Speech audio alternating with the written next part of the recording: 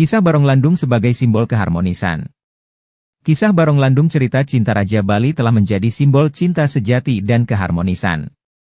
Barong Landung diyakini memiliki nilai spiritual. Barong Landung berbentuk sepasang boneka yang sangat tinggi. Satu barong bersosok laki-laki warna hitam dan satu barong perempuan berwarna putih dengan mata sipit. Menurut kepercayaan di Bali, Barong Landung dikenal sebagai perwujudan dari Raja Penguasa Bali pada zaman Bali kuno, yakni Srijaya Pangus dengan permaisurinya asal Tiongkok, Kang Chingwi. Kisah Barong Landung dimulai pada zaman Kerajaan Bali kuno, Balingkang dengan Raja Srijaya Pangus. Pada masa pemerintahannya, sang raja sering melakukan kerjasama dengan pedagang Tiongkok. Pada saat itu perekonomian masyarakat sangat baik. Mereka hidup sangat makmur dan tenteram. Mulai dari ketahanan militer hingga perdagangannya.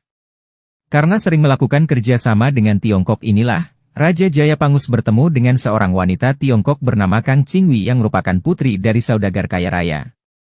Kecantikan wajah Kang Chingwi membuat Raja Jaya Pangus ingin meminangnya. Pernikahan Jaya Pangus dan Kang Chingwi ini bahkan dirayakan dengan sukacita oleh masyarakat Balingkang. Setelah bertahun-tahun menikah, Raja Jaya Pangus dan Kang Chingwi tidak kunjung dikaruniai anak. Hal ini juga membuat masyarakat turut sedih. Kang Chingwi dan Raja Jaya Pangus sangat sedih dengan kondisi itu. Raja Jaya Pangus memutuskan untuk mencari pencerahan, hingga terdampar di sebuah wilayah di kaki Gunung Batur. Raja Jaya Pangus pun memutuskan bermeditasi di sana. Kehadiran sang raja ternyata menarik hati seorang dewi yang menguasai daerah tersebut. Dewi ini bernama Dewi Danu.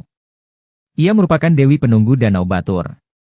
Ditemani oleh para kerabatnya, sang dewi akhirnya menggoda sang raja yang terbangun dari meditasinya. Raja kerajaan Balingkang ini pun akhirnya tergoda, dan memutuskan menikahi Dewi Danu. Singkat cerita, bertahun-tahun lamanya menunggu, Kang Chingwi menatap kesedihan karena sang suami tidak pernah pulang ke kerajaan.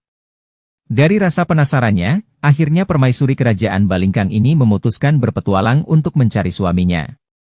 Melewati hutan belantara dihadapi, namun perjalanannya terhalang oleh angin kencang.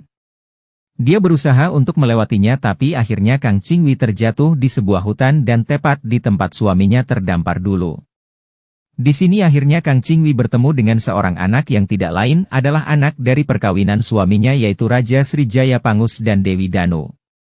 Kang Chingwi merasa kecewa dan sakit hati lalu memutuskan untuk menyerang Dewi Danu yang merebut suaminya. Serangan dari Kang Chingwi mendapat respons negatif dari Dewi Danu dan akhirnya karena kemarahannya dia pun mengeluarkan pasukannya yang berbentuk raksasa dan memporak-porandakan pasukan Kang Chingwi. Raja Jaya Pangus yang tak tega melihat istri pertamanya memutuskan untuk melindungi Kang Chingwi dari serangan Dewi Danu. Raja menyadari cintanya kepada Kang Chingwi tidak akan pernah mati. Melihat Kang Chingwi dan Srijaya Pangus bersatu, membuat Dewi Danu kecewa. Dalam kekecewaan itu, dia mengutuk kedua pasangan ini menjadi patung. Dewi Danu tersadar telah berbuat kesalahan. Ia pun kemudian datang ke kerajaan tersebut membawa seorang anak yang merupakan anak Srijaya Pangus.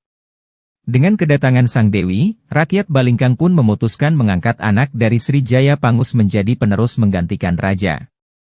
Sang Dewi pun mengingatkan rakyat Balingkang untuk terus menghormati dan mengenang mendiang raja serta permaisurinya. Itulah kisah Barong Landung cerita cinta Raja Bali.